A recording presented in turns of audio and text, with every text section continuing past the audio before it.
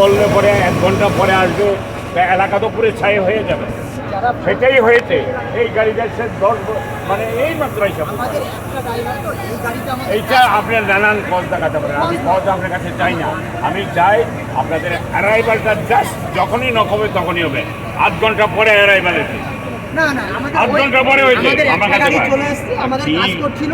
এইবার আরেকটা গাড়ি এখান থেকে ড্রাইভার গিয়ে গাড়িটা এনেছে। এইটা আমার কাছে এই ব্যাখ্যাটা দিতে পারেন। এলাকাটা বাঁচতো না আপনাদের অবহেলার জন্য, যথেষ্ট অবহেলা হচ্ছে। আমি অনেকখানি দেখেছি আপনারা। এই গাড়িও তো আনলেন কতক্ষণ পরে? আমাদের একটা ড্রাইভার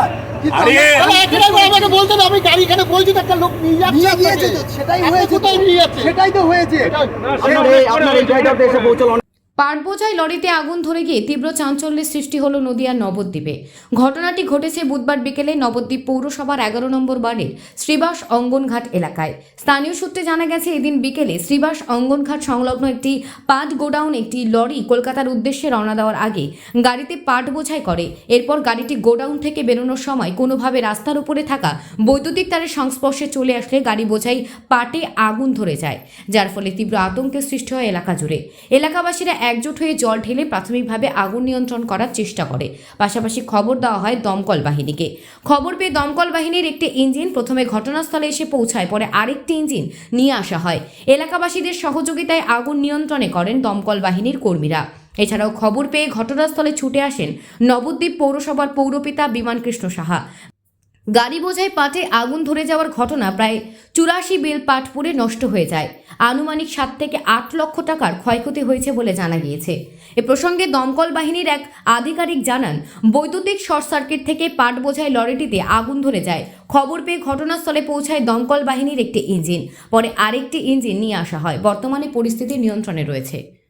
আমার বাড়ি এই সামনেটাই বাড়ি আমি এখানে এসে দাঁড়ালাম, 2-4 জনের সাথে কথা বলছি টোটোর মধ্যে দাঁড়িয়ে। আমার টোটো ছিল এখানটা এখানে দাঁড়িয়ে কথা বলছিলাম।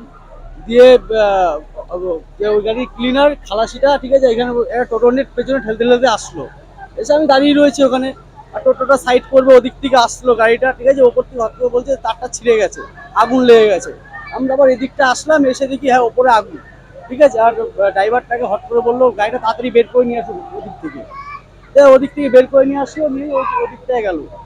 তখন তো আর কিছু করার ছিল না, এমনি ও দাও দাও করে এই ঘন্টা দেড়েক আগে, 1.5 ঘন্টা হবে, ঘন্টা দেড়েক আগে দিয়ে তারপরে সব দমকল আসতে একটু দেরি হলো। 1 ঘন্টার উপরে এসে আগে টাইম লাগেনি, আসতে চলে এসছে, ফোন করার সাথে সাথে চলে এসছে। না না না না না না ব্যাপার না,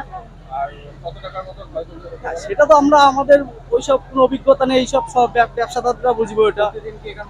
হ্যাঁ, প্রত্যেকদিন নিয়মিত আগে লোড হতো, ঠিক আছে, ইদানিং বছর কয়েক ধরে মানে ঠিকঠাক লোডিং হচ্ছে না, ব্যবসা বাণিজ্যের দিকে হয়তো খারাপ। এই কারণে ধরেন আমাদের গলির থেকে আগে 5টা-6টা করে, হ্যাঁ 5টা-6টা করে গাড়ি বেরোতো।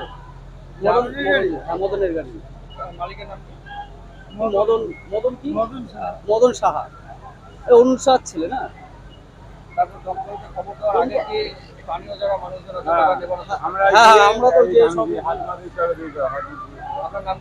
আমার নাম চন্দন রাজবংশী। আরে গাড়িতে লোড হচ্ছিল যখন আমি দেখেছি, গাড়ি যখন যাচ্ছে তারটা ছিঁড়ে গেছে, ওই তারের থেকে পটে আগুন লেগে গেছে।